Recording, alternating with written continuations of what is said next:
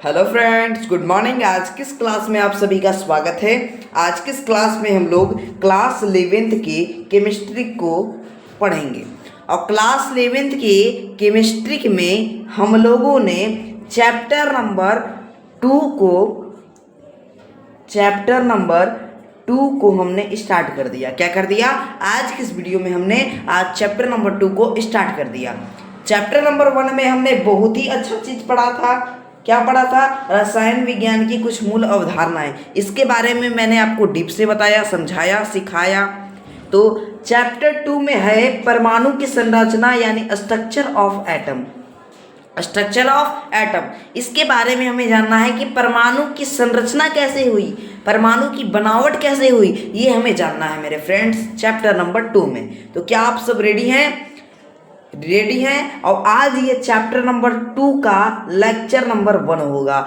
Chapter number 2 का lecture number 1। तो आप सब तैयार रहिएगा। ओके, तो चलिए आज का क्लास बिना देरी किए हुए शुरू करते हैं और परमाणु की संरचना के बारे में जानते हैं कि परमाणु जो है ये कैसे मिलकर बना है और इसकी संरचना कैसे हुई, इसकी बनावट कैसे हुई। तो चलिए आज की इस वीडियो में यही देखेंगे हम। ओके, चलिए फ्रेंड्स, यहाँ देख सकते हैं आपका टॉपिक है परमाणु की संरचना, यानी कि परमाणु की बनावट कैसे हुई। ये सबसे पहले आप लोग जानेंगे कि परमाणु की संरचना क्या है, ये क्या होता है, इसके बारे में जानो। देखो, ये है परमाणु की संरचना, यही है पूरा परमाणु। ओके, और परमाणु में कक्षा होता है या आप कोष कह सकते हो उसको। तो ये सब के बारे में भी जानते हैं। ओके, देखिए हम लोगों ने यहाँ पे जो आपको यहाँ पे दिख रहा है रंगा हुआ, इसको हम लोगों ने प्रोटॉन माना। क्या माना?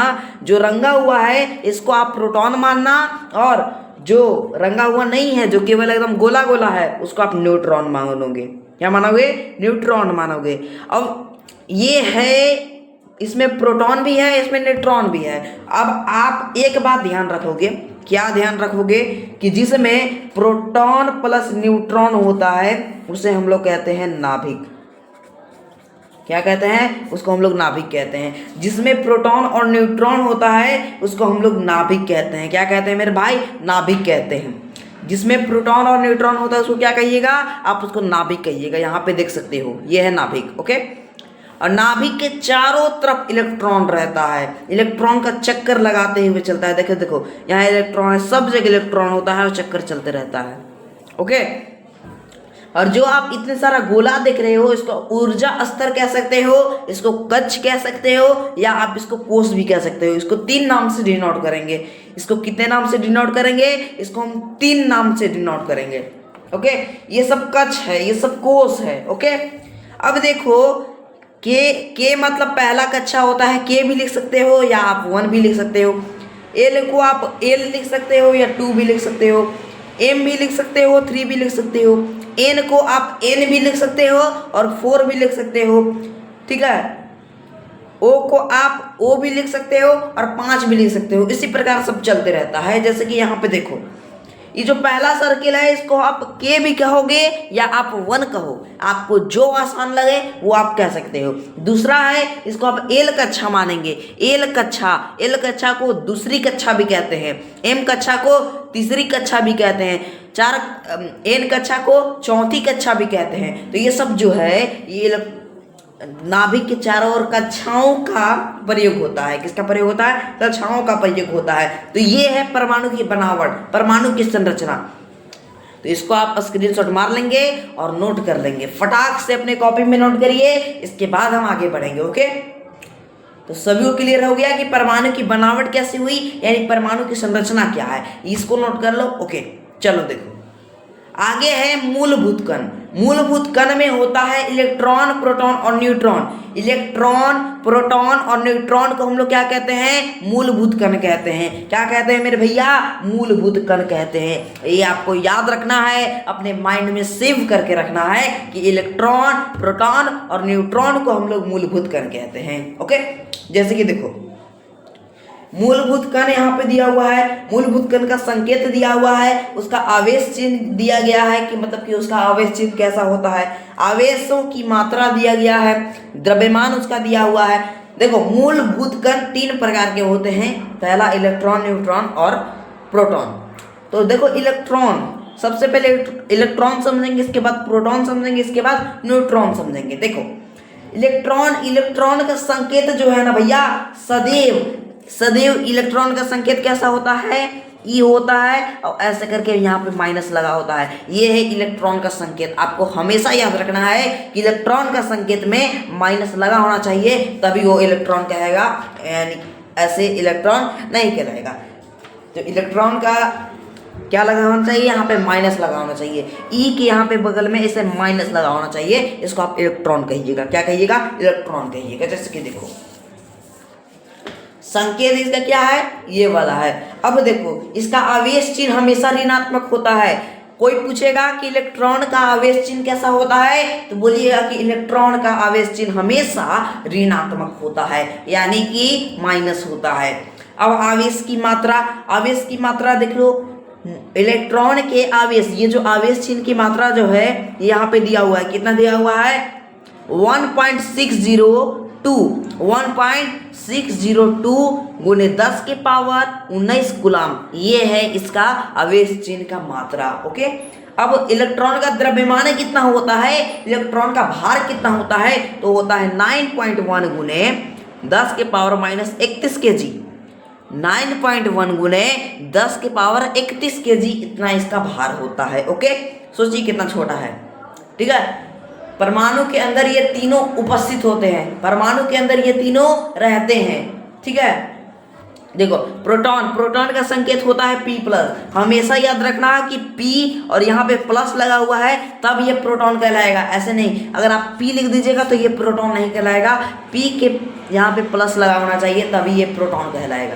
ठीक है, प्रोटॉन का चिन्ह हमेशा धनात्मक होता है, ये आपको याद रखना है। अब इसका आवेश की मात्रा हो जाएगा 6.02 गुने 10 के पावर 19 कूलम। ये दोनों सेम होता है, इन दोनों के आवेश की मात्रा सेम होती है। अब देखिए इसका द्रव्यमान थोड़ा चेंज हो जाएगा, 1.67 गुने 10 के पावर माइनस 27 kg।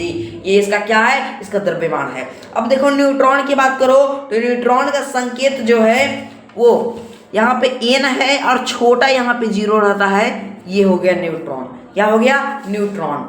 अब न्यूट्रॉन का आवेश का चिन्ह कैसा होता है, हमेशा 0 होता है। यहाँ देखो 0 है तो 0 हो जाएगा। ओके, देखिए आवेश की मात्रा इसका 0 होती है। अब इसका द्रव्यमान जो है वो प्रोटॉन के द्रव्यमान और न्यूट्रॉन के द्रव्यमान दोनों बराबर होता है। प्रोटॉन और न्यूट्रॉन का द्रव्यमान क्या होता है, हमेशा बराबर होता है। इसका भी द्रव्यमान 1.67 गुने 10 के पावर 27 kg होता है और उसका भी 1.67 गुने 10 के पावर 27 kg होता है। तो इस प्रकार से आपको इसको भी याद करना है, क्योंकि इसको याद करिएगा तो आपको आगे चल के याद रहेगा कि इलेक्ट्रॉन का भार कितना है, इलेक्ट्रॉन का आवेश चिन्ह कितना होता है। तो ये आपको ये सब याद रहेगा, तो इसको आपको याद करना है। घर पे बैठिए और इसको याद करिए। तो चलिए आज का क्लास हम लोग आगे बढ़ाते हैं। परमाणु की संरचना के बारे में बात की, मूलभूत कण के बारे में बात किया और ये टेबल के बारे में हमने बात कर लिया।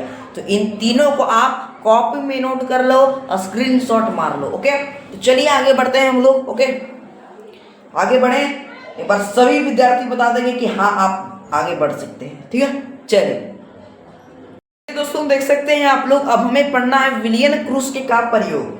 क्या पढ़ना है, विलियन क्रूस्के का प्रयोग। ये इनका प्रयोग था, आप इसको यहाँ पे देखकर स्क्रीनशॉट मार सकते हैं। ऐसे में आपको यहाँ पे फिर से आपको बताने वाला हूँ कॉपी पे। ओके, देखो इस सबको आप नोट कर लो, एक बार स्क्रीनशॉट मार लीजिए। तो इतना स्क्रीनशॉट मार लो। ओके, तो इतना नोट करके रखिए, मैं आपको बताता हूँ। ओके, चलो देखिए विलियन क्रूस्के का क्या उन्होंने प्रयोग किया था वो समझो। देखो यहाँ पे उन्होंने क्या किया, सबसे पहले एक नली ले ली। ठीक है, नली, वो नली भी कह सकते हो, एक पंप भी कह सकते हो आप। इस प्रकार की उन्होंने एक नली ले ली। ठीक है, ऐसे समझो, उन्होंने क्या ली, एक नली ले ली, इसको मान लो नली है। ओके भाई, देखो अब यहाँ पे उन्होंने एक एनोड बैटरी में भी होता है, एनोड कैथोड बैटरी में भी होता है। तो इन्होंने यहाँ पे एनोड ले लिया। क्या ले लिया यहाँ पे, एनोड, यानी कि धनात्मक चिन्ह ले लिया। ओके, इसको आप क्या कहिएगा, इसको आप एनोड कहिएगा। ओके,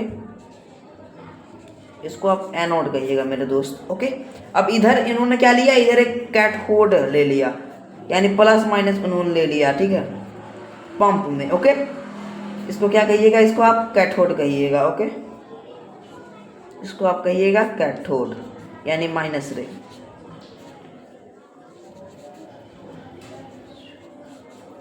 ठीक है, इसको आप कैथोड कहिएगा। तो इन्होंने ऐसा ले लिया। अब क्या किया, यहां से इस सबको तार को जोड़ दिया ऐसे, ठीक है, इस प्रकार से उन्होंने एक तार को जोड़ दिया। अब यहाँ पे बैटरी लगा दी, बड़ा बैटरी लगा लिया, हाई वोल्टेज वाला।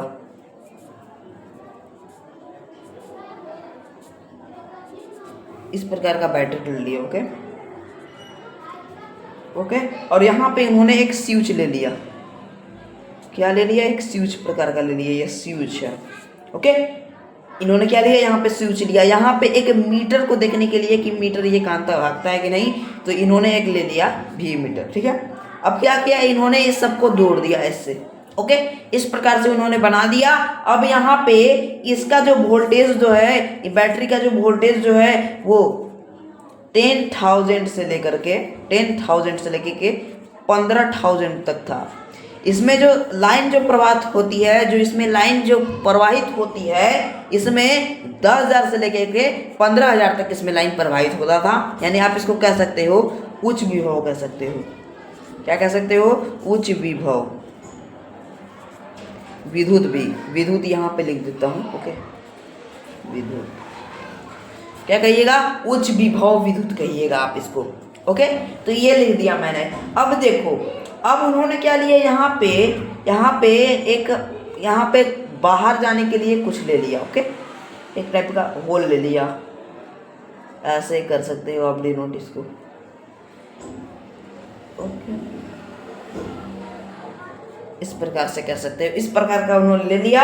अब यहाँ पे ठीक है, इस प्रकार से कर लिया उन्होंने।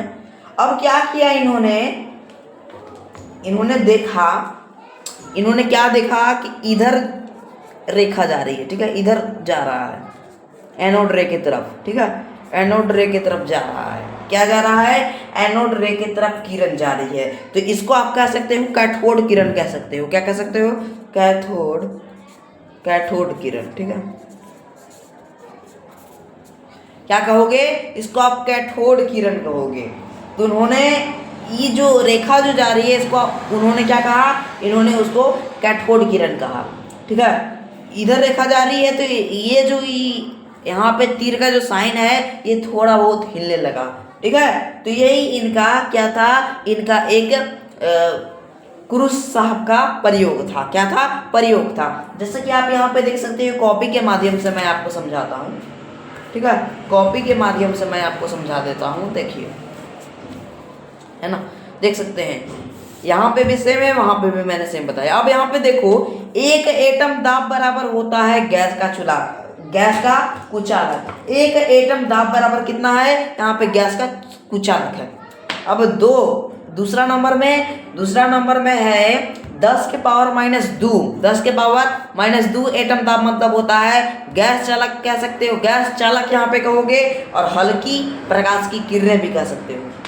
10 के पावर -4 एटम बराबर क्या होता है, 4 एटम दाब बराबर क्या होगा, प्रकाश की किरणें यहाँ लुप्त है। ठीक है, लुप्त है यानी कि छुपी हुई है, और यहाँ पे गैस का चालक भी है। ओके, तब यहाँ से इस भाषा, मुझे पता है कि मैंने जो अभी आपको जितना समझाया उतना आपको समझ में नहीं आया है, लेकिन इसके अनुसार से आप समझ जाओगे। देखो, सन 1879 ईस्वी में विलियम क्रूस ने एक लंबी कांच की विसर्ग नली ली। क्या लिया उन्होंने, एक 1879 ईस्वी में उन्होंने क्या लिया, एक कांच की नली ली। कांच का नली था। ठीक है, इस यहाँ से समझो, कांच की नली ली, लंबी नली की विसर्ग नली में गैसों की चालकता का कम दाब पर अध्ययन किया। इसमें गैस की चालकता का है, उसमें उन्होंने कम दाब पर अध्ययन किया। कैसा किया, उन्होंने ज्यादा दाब पर अध्ययन नहीं किया, उन्होंने कम दाब पर अध्ययन किया। उसने एक विसर्ग नली लिया जिसके दोनों सिरे पर एक धातु के इलेक्ट्रोड लगा करके सिलिक कर दिया। क्या कर दिया? सील कर दिया। यहाँ पे देखो उन्होंने क्या लिया है? कैथोड लिया है, यहाँ पे एनोड लिया है, यहाँ पे कैथोड लिया है और उसको यहाँ पे बंद कर दिया यानी सील कर दिया। ठीक है। विसर्ग नली में एक पार्श्वर्ग नली, ठीक है, पार्श्व नली होता है जिसको निर्वात पंप से जोड़ा गया। क्या जोड़ा गया? जिसको क्या, कौन सा पंप से जोड़ा गया? निर्वात पंप से जोड़ा गया। ओके, निर्वात पंप से, इसको निर्वात पंप से जोड़ा गया। तो यही था विलियम क्रूस्के का प्रयोग। क्या था? प्रयोग था। ओके, तो उम्मीद है कि आपको समझ में आ गया होगा। आगे देखिए, कहता है क्रूस्के के प्रयोग का अवलोकन। ठीक है, क्रूस्के के प्रयोग का अवलोकन। यहाँ पे जो मैंने आपको छोटे शब्द में बताया था, यहाँ पे बड़े शब्द में मैंने लिखा है। देखो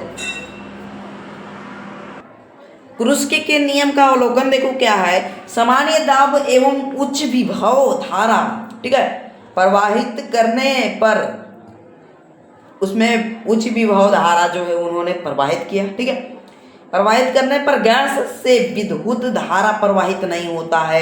गैस से विद्युत धारा को प्रवाहित नहीं किया जाता है, यानी कि प्रवाहित ही नहीं होता है। जैसे कि देखो दूसरा नंबर है, दाब को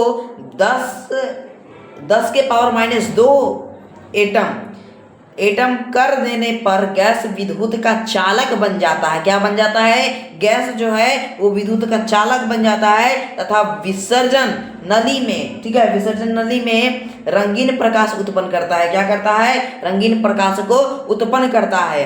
ठीक है। अब तीसरा नंबर है, दाब को 10 के पावर -4 एटम कर देने पर प्रकाश का उत्सर्जन बंद हो जाता है। क्या हो जाता है? प्रकाश का जो उत्सर्जन जो है वो बंद हो जाता है। क्या हो जाता है?